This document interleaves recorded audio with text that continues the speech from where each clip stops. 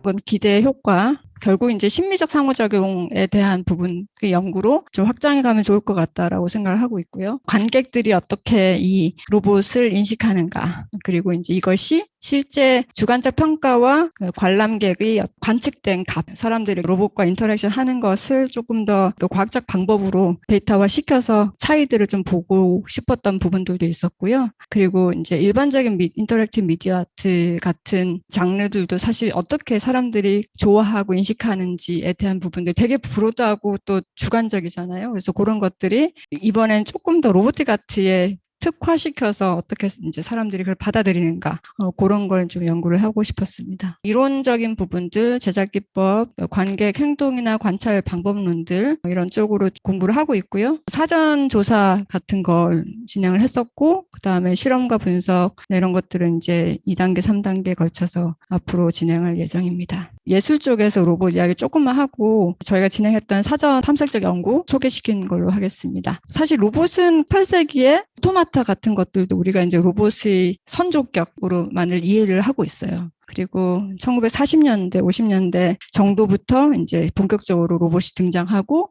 이런 로봇 같은 경우는 사실 상업적 용도가 아닌 실험적 방식으로 만들어진 것들이고요. 약간 그 빛에 반응하는 거북이 같이 생긴 그런 로봇으로 그레이 월터라는 사람이 만들었습니다. 우리 동시대 미술에서는 사실 백남준이 K456이 가장 초창기 로봇으로 인정을 받고 있고요. 사실 이건 로봇이라기보다는 리모트 컨트롤러로 이렇게 작동되는 조형물이라고 볼 수도 있는데 로봇이라고 이제 이야기를 하고 있고요. 그리고 에드워드 이나토비치의 이런 그 센서 같은 경우가 실제로는 가장 로봇 조건에 맞는 실제 이제 물리적 환경에 반응하면서 그걸 센서하고 거기에 대해서 어떤 식으로 이제 이 로봇이 움직여야 될 것인지 프로세스하고 행위로 액추에이트하는 이런 로봇의 세 가지 조건이 다 맞춰지는 것이 이 센서의 케이스라고 볼 수 있고요. 70년대 이제 이런 작품이 무슨 엑스포 같은 데서 발표가 됐던 걸 알고 있습니다. 그리고 노마 화이트의 헬플리스 로봇이라고 해서 이거는 인간과 로봇의 상호작용을 상당히 이제 부각시킨 로봇이에요. 그래서 무기력한 로봇인데 얘를 이제 헬프미 이렇게 막 도와달라고 하는데 사람이 가서 이렇게 도와주면은 상당히 좀 신경질을 내요. 근데 도와주지 않으면 상당히 뭔가 고분고분해지는 그런 기질을 가진 로봇입니다. 그래서 로봇 자체의 어떤 퍼스널리티를 부여하고 사람과 어떤 식으로 인터랙션 하는지 그런 것들은 그 예술에서도 이제 만들어낸 로봇이라고 할 수 있고요. 뿌띠 말이라고 하는 사이버 페니의 로봇 자전거 바퀴로 만들어졌는데 전시장 내에서 사람들과 이제 상호작용하는 방식으로 되어 있고요. 이거는 필립 디머의 블라인드 로봇이라고 해서 로봇의 두 손이 사람의 얼굴을 계속 더듬는 그런 로봇이에요. 로봇에게 더듬음을 당하는 그런 걸 느끼게 하는 되게 이렇게 약간 소름 끼치는 그래서 인간에게 좀 다른 경험을 하게 하는 그런 로봇이라고 할 수 있고요. 이 로봇들이 사실 앞에서 계속 이렇게 보여드렸던 것들이 뭔가 이렇게 기능적으로 특별하게 뭘 하진 않지만 계속해서 사람과의 어떤 인터랙션을 특정한 방식으로 의도하는 측면이 있고요. 우리나라 작가들도 뭐 많다고는 할 수 없지만 꽤나 중요한 전시들에 참여하는 작가들이 보입니다. 그래서 노진아 작가 이 작업은 사실 굉장히 커요. 복도의 그 천장을 거의 다 닿을 정도로 크고 계속해서 이제 이 입이 들썩들썩 하면서 말을 하죠. 인공지능이 말을 하는 열심히 움직이는 거라기보다는 인공지능의 어떤 대화를 통해서 그 관객들이 생각하게 만드는 그런 로봇이라고 할 수 있고요. 팀보이드는 기존에 있는 그 상업역 서비스 로봇,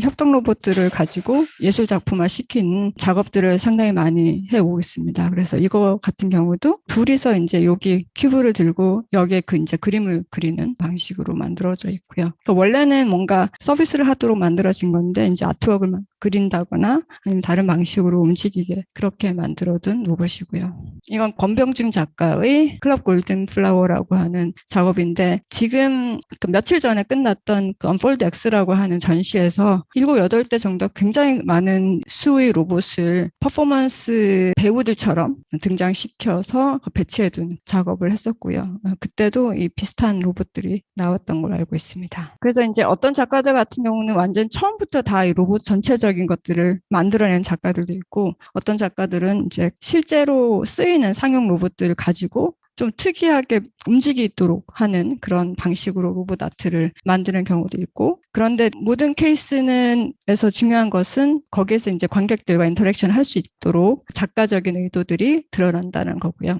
자, 그래서 결국 이제 이런 여러 가지 이제 사례들 속에서 이제 제가 하고 싶었던 거는 이런 작업들을 관객들이 보면서 어떠한 미적 경험을 하는가, 그것을 우리가 조금 더 정확하게 잡아낼 수 있을까, 이런 부분들이었고요. 이제 그건 지금 진행 연구를 하고 있습니다. 그래서 이제 이런 연구를 하기 위해서 필요한 문헌 연구들을 좀 했었고요. 좀 도움이 될 만한 어떤 이론적 프레임워크 같은 것들. 그래서 비주얼 익스피리언스 연구에서 폴리츠 같은 사람들이 익스피리언스 경험이라고 하는 것을 실용주의 미학을 했던 사람들에서부터 가져와서 그 UX 연구에 활용했던 그런 사례들도 있었고요. 듀이가 만들었던 이 프레임워크인데요. 이건 인터랙션 디자이너를 위한 그 프레임워크로 유저와 프로덕트와 이들 사이의 어떤 관계를 일종의 그 컨텍스트로 묶어서 보여줬던 그런 사례고요. 이제 여기에서 이제 이런 걸 좀 가져와서 저도 한번 이런 휴먼 로봇 에스테틱 인터랙션을 바라볼 수 있는 프레임워크들이 좀 필요하겠다. 지금 이게 뭐 완성된 건 아니지만 휴먼과 로봇, 여기서 로봇은 아트웍이죠, 그죠? 그리고 이들 간의 어떤 인터랙션. 저는 이 인터랙션 두 가지 차원이 있는 것 같아요. 에스테틱 인터랙션과 넌 에스테틱 인터랙션. 그리고 이들 사이에 전시라고 하는 맥락, 그리고 바깥에 있는 소셜하고 컬처럴한, 그리고 이제 공간적인, 시간적인 요인들, 뭐 이런 것들이 다 합쳐져서 인터랙션을 만들어내지 않을까 생각을 하고 있습니다. 뭐 이런 것들은 지금 저희가 그 실험 설계하면서 좀 만들어 가고 있는 거고요. 어떤 조건에 따라서 어떻게 사람들이 이제 경험을 할까 아직 디벨롭하고 있습니다. 그리고 이제 이런 것들을 개발함에 있어서 제가 참고했었던 프레임워크들은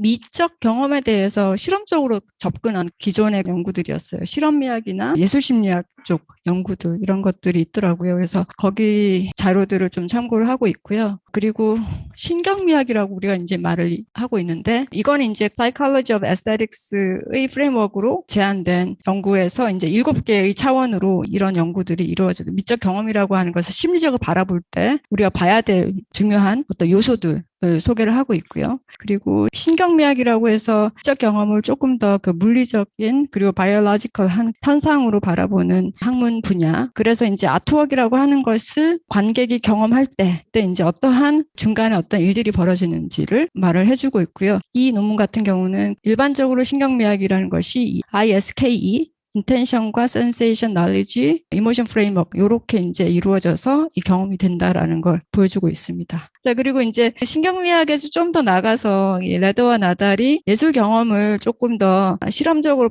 바라볼 수 있는 방법, 시선 이런 것들을 좀 제안했던 거가 있고요. 그래서 우리 보면은 예술적 경험은 상당히 복잡 다양하잖아요.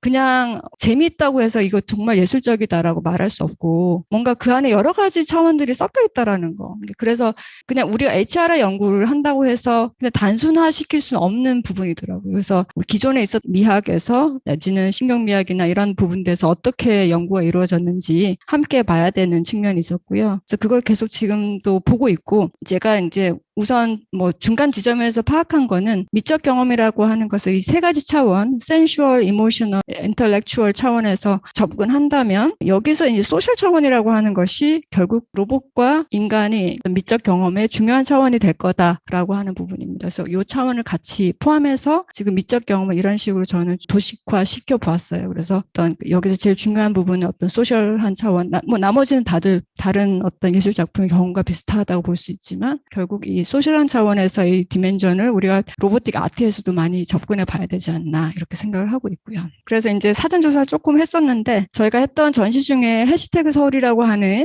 전시를 탄력역 오정국에서 다른 프로젝트의 일환으로 했었고요. 그 하면서 함께 했었던 것이 간단하게 이 사람들이 이 로봇에 대해서 어떻게 느끼고 경험했을까를 조사를 했어요. 12명 정도 인터뷰 방식으로 진행을 했고요. 이런 식으로 전시는 구성되어 있습니다. 그래서 탄력역 지하에 이렇게 터널이 있어요. 가보면. 그래서 한 변이 한 10m 정도 돼요. 꽤 길어요. 그 전체는 한 30m 정도 되는 트랙이었고 여기 이제 로봇이 돌아다니게 하고 사람들이 거기를 같이 들어가서 돌아서 나오도록 만들었고요. 로봇은 이런 식으로 한 무릎 높이의 바퀴가 2개 있는 로봇이고요. 몇 가지 센서로 좀 살짝 멍청하긴 한데 방해물을 감지해서 피해가면서 길을 돌 수 있도록 만들어진 그런 로봇입니다.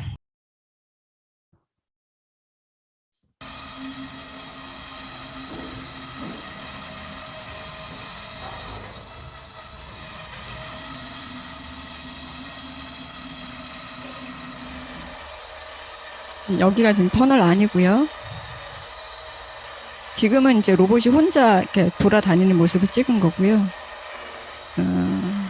여기 이제 사람들하고 같이 그러니까 들어갔던 장면이고, 이 약간 그렇게 높지 않았어요. 그래서 어떤 경우는 이제 숙이고 들어가야 되는 경우도 있었고, 폭도 그렇게 크지 않아서 한 사람 정도 지나갈 수 있는 로봇하고 그런 길이었고요.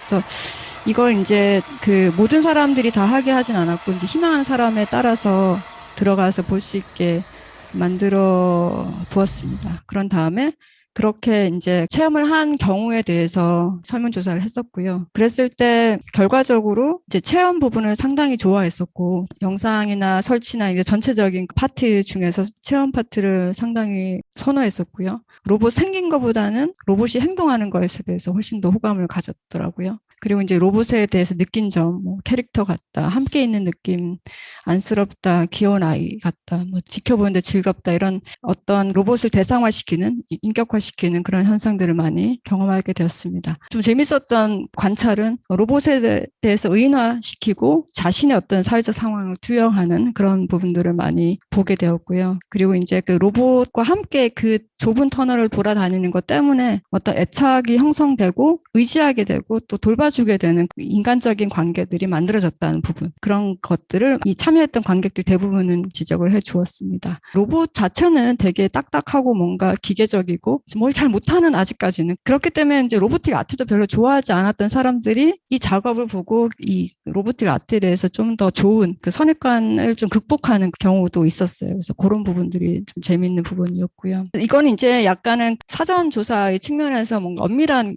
실험 계획이 이루어졌던 건 아니라서 어느 정도 이제 중요한 부분들이 무엇인가를 좀 인사이트를 받기 위해서 저희가 진행했던 거고, 결국은 전시 공간이 어떻게 구성되었는가, 그 공간적으로, 그리고 그 체험이 어떤 방식으로 구현되었는가에 따라서 사람들이 이 로봇에 대해서 느끼는 어떤 사회적 인상, 미적 경험이 상당히 많이 좌우될 수 있겠구나 하는 인상을 받았고요. 이 로보틱 아트에서 상당히 중요한 부분을 가지겠구나라는 거. 그리고 이제 관람객이 실제 신체적으로 감각하는 감각적 경험, 그리고 사회적 상호작용, 이런 것들을 실제 이제 인간 로봇 심리적 경험이라고 하는 이 테두리 안에서 프레임워크 구축함에 있어서 중요하게 넣어야 될 요소로 생각하게 되었다는 거. 어떤 인사이트를 가지고 이제 저희가 앞으로 남은 것들은 조금 더 구체적으로 더 중요한 어떤 요소들을 파악하고 그것을 가지고 실험 설계를 해서 결과를 도출하는 뭐 이런 것들이 남아 있고요. 앞으로 이제 저와 함께 같이 일하시는 이주환 교수님과 양정 교수님의 활약이 많이 기대되는 상황입니다.